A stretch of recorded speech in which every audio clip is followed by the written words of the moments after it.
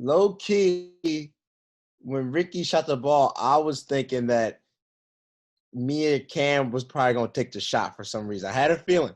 Had a feeling. So I was actually really prepared to be the hero. I was really prepared. I was ready to shoot, but it didn't happen like that. So Ricky shot it. Once I knew it was in book hands, then my little hero moment was gone. My hero three moment was out of my system. So I just knew it was cash and it was crazy. What's up, everybody? Welcome back to another episode of the Outlet Podcast. I'm Lindsey Smith. That's Mikal Bridges. Mikal, how are you today? I'm great. I'm great today. A little rainy outside, but I've been used to it being in Florida for some time now. It rains every day in the summer, but I'm good. How are you?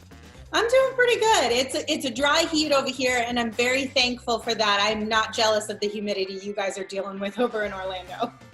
Yeah, I see the weather back home. That's too hot. I don't even be outside in the summer anyway, but just seeing the 110s and all that stuff, I'm low-key happy I'm here right now.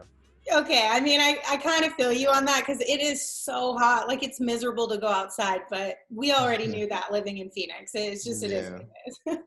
All right, Mikal, so we have to talk about Tuesday's game against the Clippers, and more specifically, the final 30 seconds of that game. So you were the one who deflected Zubac's pass that ultimately led to Devin's shot. So take me through that final 30 seconds and what was going through your head in that moment.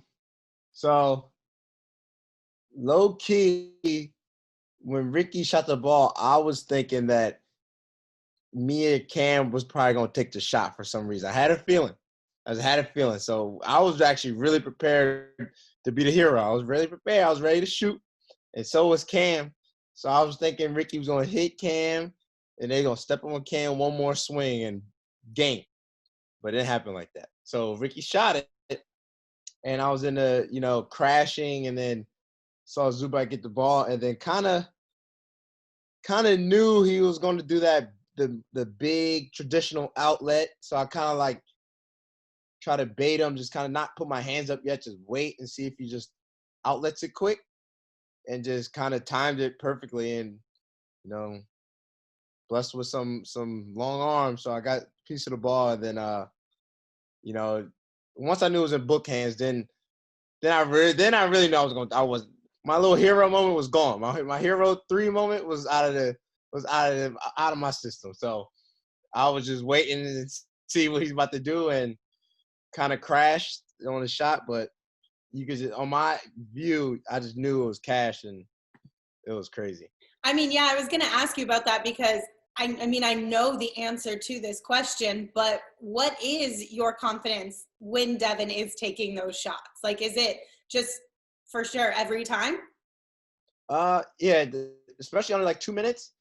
I feel like, especially if he's getting it going, I feel like, first of all, no matter how many people you put in front of him, he sees rim and he thinks there's only one person. He thinks he's open, actually. So he's just confident. He's letting that thing go. And, I mean, that's what we want to have the ball at the end of the game for sure. Anyway, nobody's complaining about him not having the ball.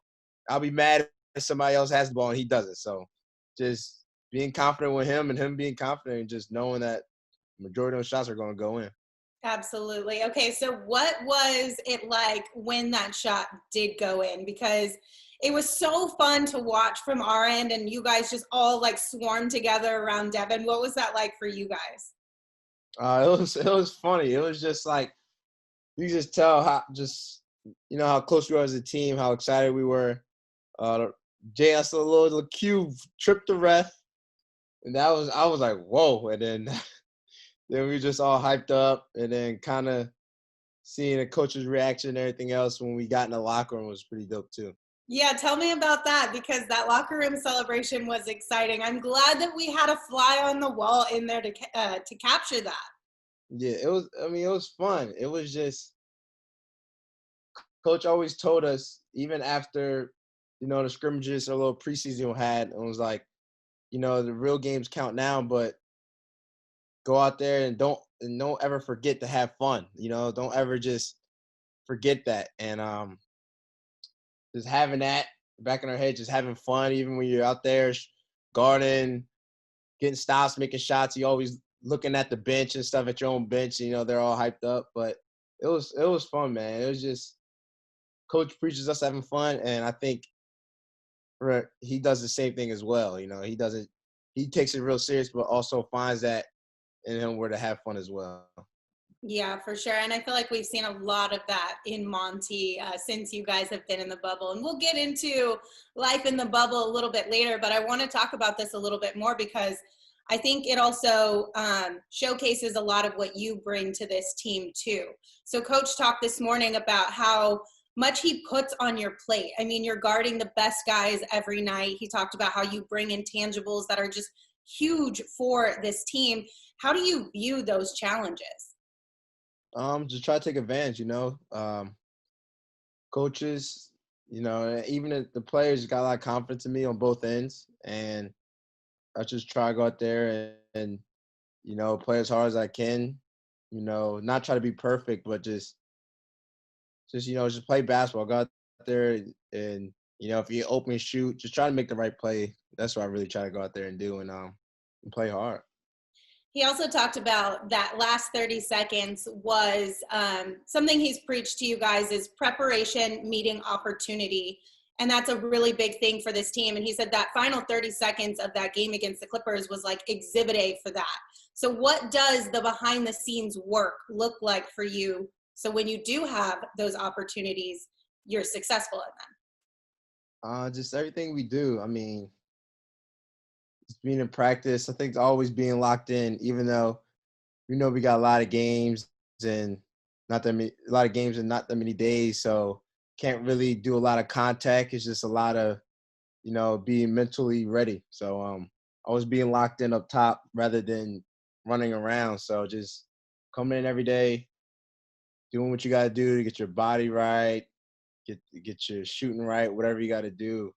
And just always being prepared. I mean, Coach always preaches us always being prepared for the moments and stuff like that. And I mean, he done teached us and coached us so well that when it comes to that moment, we're all prepared and everybody's ready. So what was practice like after that game? Were you guys still able to have fun, or was it straight up just on to the next one? It's always, the thing about us is always, no matter what happens, no matter if we lose, win, the next day, next gym, we're still ourselves. Like, we're not gonna have our head down if we lose and come in quiet. Like, we're always gonna be ourselves. And Coach preaches that. He loves that the energy in the gym is always the same no matter what happens. So we're always excited. We're always just the next day, because at night if we lose, it hurts, this and that. But it's the NBA. You gotta get ready for the next game. So you can't just pout about it. You gotta watch film, get better, and get ready for the next opponent. So we always, take it to the heart after we lose, and then the next day come in, be ourselves. And Coach preaches that and loves it. And like today, we just, came in like we do every day. Our personalities, just being loud and whatever it is, and just having fun. Fans, did you know only 20 to 30% of students who are bullied tell adults or authorities? That leaves the vast majority of children to believe that they have no one to turn to and are left to suffer alone. We don't want our children to feel this way. If you want more information on how to talk to kids about bullying, how to help them through bullying, and how to stop bullying, visit muststopbullying.org. Yeah, I mean, it's also the same after a big win. Monty told us that a couple of you guys went to the Players Lounge in the hotel last night and immediately started watching games again and started pointing out things to each other. So what was that experience like with you guys? Was that just kind of like a natural transition from game earlier in the day, now let's watch some more basketball? Yeah, especially a position we're in where you want teams that are close to you to lose. So kind of screaming at the TV when Portland and Houston was winning, screaming at the refs for getting James's fifth foul. So like, feel like we're rooting for teams in the West, but we're rooting for them so we have opportunity to win. So West ain't East. So we'd be locked into that. Just we could really control what we control. Just go out there and win games. But other things, just hope things happen. with Portland, Memphis, everybody's just hoping they lose or something. So we're out there rooting for whoever plays against them. You sound like all of us fans on the back end too. Like, come on, this team lose. We need this team to win. Oh That's yeah, amazing. I just saw a tweet. Brandon, that does the YouTube and stuff. Brendan Awadis, yeah. Yeah, and he, I was just watching before I joined, and he tweeted all caps like "Joe Ingles, I love you," and I was tuned in, and I like quote tweeted it, and I was like, "You just stole my tweet." So like, well, I'm watching, I'm rooting for the team that we need to win. Like, so I'm out there. We're all in the same boat, So it's kind of cool. For sure, for sure. All right, so 3-0 start in the bubble. How are you seeing this team unite even more, and what are you liking about the way you guys are playing right now? We just playing hard. I mean, it's just everybody going out there and just playing hard, and I love that. Just no one's selfish.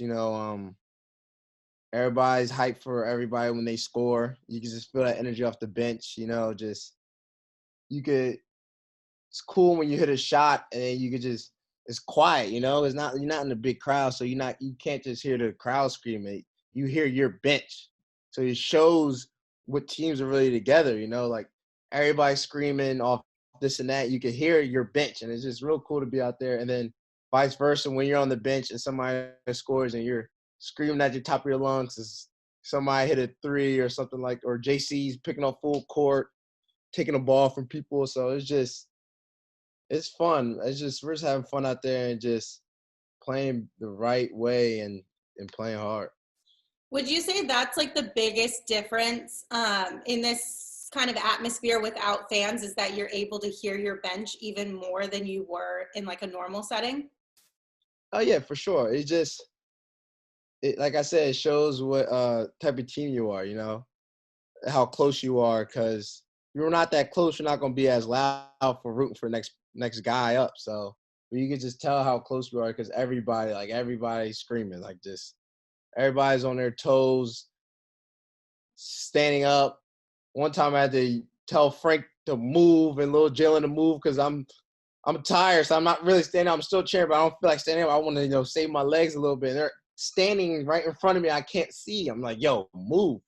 So but everybody's so hyped up and riled up when we play. It's so cool. Okay, wait. Do you call him Little Jalen? Little J? Is that what you call him, Little Jalen?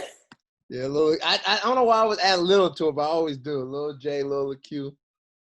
Little J. That's adorable. I love that. Yeah. I don't think I've ever heard anybody call him that, so I just had to check if that's his new nickname. I'm down for it. That's my nickname. I give him. All right, so I want to talk about the Cams. So we've got Cam Johnson and Cam Payne, and they're doing a lot of really good things in the bubble right now. So let's talk about Cam Johnson first. What have you seen from him? I know he put on quite a bit of weight during quarantine, and I see how that's kind of seemingly helping him a lot here in these games. What are your thoughts on how Cam Johnson has been playing so far? Yeah, Cam, I mean, he's playing really well with confidence, shooting the thing at the ball, the thing he does best, and being aggressive. I mean, you see this improvement he got when he first was there to now, and out there defending as well. He's a really good defender that people kind of really talk about, but he could defend, and you saw he had like 12 boards in one game. He's a good rebounder now, so but he's playing really well out there and continue to get better, and he wants to get better as well. So. All right, now let's talk about Cam Payne. So CP is really showing out in this opportunity with this team right now. What do you like about what he brings to the group? A lot. He just telling to be aggressive. Just tough being in his position, coming to a new team, into the bubble. Not being around us, but I've been around, Cam Payne for as long as I've been here for, and I feel like he's been with us the whole year.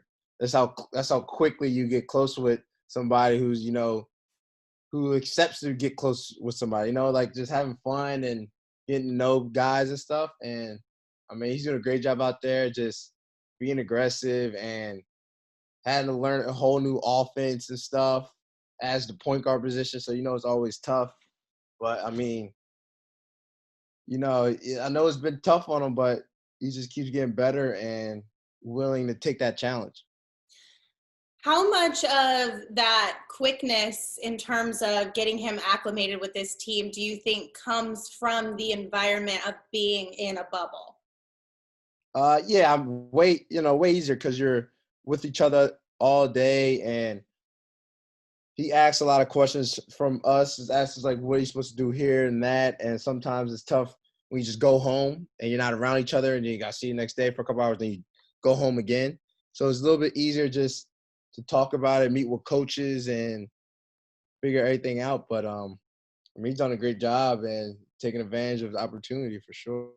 If you've ever asked yourself, what exactly is bullying? Well, bullying is repeated, unwanted, hurtful behavior where a person or group is stronger or holds some sort of power over the person being bullied. This behavior is physical, psychological, social, or educational and inflicts harm or distress on the target. If you would like to get information on how you can recognize bullying and how you can help prevent bullying, head to muststopbullying.org.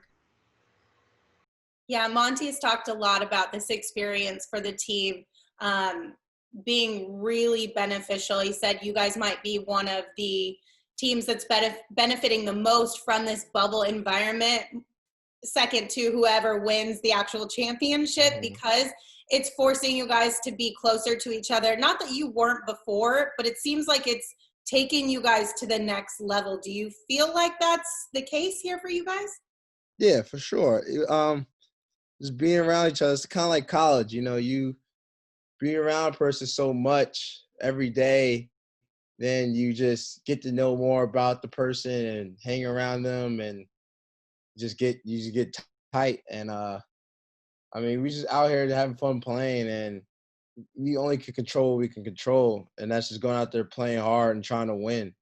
And I think that's why it helps us so much, because we're younger and getting more games, getting in tight situations and stuff like that, learning, playing through mistakes and all that. So I mean, just no matter what happens, if we do or do not make the playoffs, it's helping us for next year and years on, just gaining confidence and getting more time together.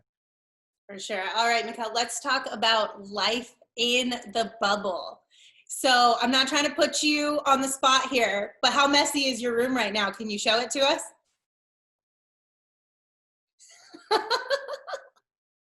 I mean, I got boots. I got the boots laying around stuff. So, and I just got the shower stuff. I'm going to keep that to myself. But it's not that. I mean, I do got some bags in here and all that stuff. But it's not as crazy. But the cleaning service actually did come the other day. So they actually kind of helped out a little cleaning people. So. Shout out to them to help you out for sure. Well, they helped me a lot. They make my bed and everything. I like it. I love it. But right. Yeah. So what's your favorite part about the bubble in terms of like the fun and the amenities that are there for you guys? The fun, I think, is being in that players lounge is pretty dope. Like after this, me and Ty are playing Cam Johnson and Javon Carter in a NBA Jam downstairs at an arcade game. Who's gonna win? Me and Ty was whooping on them last night after the game. We was watching the Portland game as well, but we was whooping on them during that time. So it was late. It was like 11, 12, and we're like screaming, yelling threes and just going crazy. Like we're really playing. Like I was sweating at the end of it. So they got mad. They want a rematch. So I'm gonna play them in a little bit right when I'm done. So we're gonna go back down there. But I think that's been the most fun right there. All right, what about Spikeball? Have you guys gotten into any more heated competitions there? Because I know a couple weeks ago, it got real competitive for a hot second. No, yeah, it was real competitive. As a co-champion right now, me and Willie Green, to speak up on it, I mean, I get why they were a little upset. They were hating on us, but I'm cool wearing the crown right now. I'm not in no rush. if they want to play, we can play, but I'm not no rush. I'm up top right now. I'm up top. I'm cool. But it's been tough. We're in the season now, and we play every other day, so it's like it's tough. So usually in the preseason stuff, we have multiple days and practices and a lot of off days and stuff, so we could do that. But since you play every other day, it's just like you recover one day, play a game, recover, play a game. So it's been tough, but hopefully when it's all said and done, we play again. Yeah, I feel like we're going to have to bring Spikeball back to the Valley because I don't know that I've ever seen you guys have such a competition like that wasn't basketball related. So I feel like we got to bring Spikeball back. Oh, I have to. All right, what about pool hoops? Who was the best at that? Me and Brady. Me and Brady, how we won the first game, and we kind of got tired of. They kind of beat us on some upset stuff, So I don't know who really was. There was really no clear winner because everybody wasn't really locked in as we were in Spikeball because the hoop keeps moving and all that stuff. They don't know when it's a goaltend or not. So Bull Hoops was kind of just like, shoot, have fun, whatever. But it wasn't as competitive as Spikeball was. So, but I'm always gonna take me and Brady no matter anybody else. So. I mean, it sounds like you're wearing quite a few crowns. I'm not going to lie. You got arcades, you got Spikeball, not too bad in water hoops. What about video games? How's that going for you right now? Oh, it's great. The best thing too. I got my stuff set up, play my game at night or during the day, whenever, and just enjoy that for sure. Nice. Okay, so I want to talk a little bit about the game environment a little bit more. We touched on it earlier, but what has that experience been like for you playing without fans and then just the way the NBA has kind of set it up with, the virtual fans and being able to bring in, some friends and family members to do like the starting five, things like that. How has that been? It's cool kind of because when I play, I really don't recognize the fans and stuff. But once I sit down and like I'm on a bench, then I kind of look and see. So it's pretty cool just to see especially when the free throws and stuff happen, you just see the people holding their dogs up and everything. It's pretty cool. But they did a great job with that. And the starting five thing that we did was, I think, one of the coolest things I saw this whole time. Yeah, that your guys' reactions to that was adorable. I'm not even gonna lie. I think it was just kind of cool. I feel like it really caught you guys off guard, like you were not expecting 100%. It at all. Yeah, we was shocked and we were just like, it was so funny. It was real cool though to see it. I love that. Okay, so did it take any sort of getting used to not having the crowd noise, or do you feel like the music kind of worked well in your guys' favor, or is it just that you're kind of used to shooting in empty gyms, like when you're working out or when you were younger? Yeah, it goes both ways, different players. Sometimes when I play, I kind of when you're home, you realize it, just how loud it is. But other than that, just being so locked into the game, it's like I've been mentally trained to not think about the crowd. That's how we were in college, just what we say at Nova was 94 by 50 feet, the court. So just worry about the court. That's it.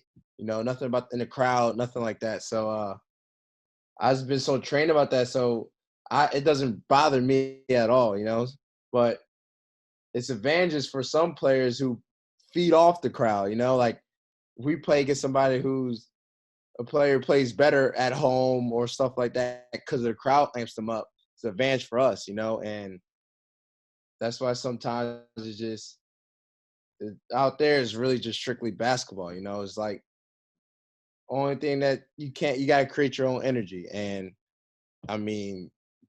it's tough, but it just sees who can do it the best and who really is locked in and stuff. All right. So overall, your experience in the bubble as a whole, what would you rate it? 10 out of 10, 9 out of 10, 8 out of 10? Where are you thinking? 10 out of 10, especially because we're winning right now. So if we just keep that up, it's going to be a great experience. I'm good with that. If we just keep winning, it's going to be 10 out of 10. But right now, definitely 10 out of 10. Mikal, thank you so much for checking in with us. It was really good to hear from you today. Yes, thank you. Thanks for having me.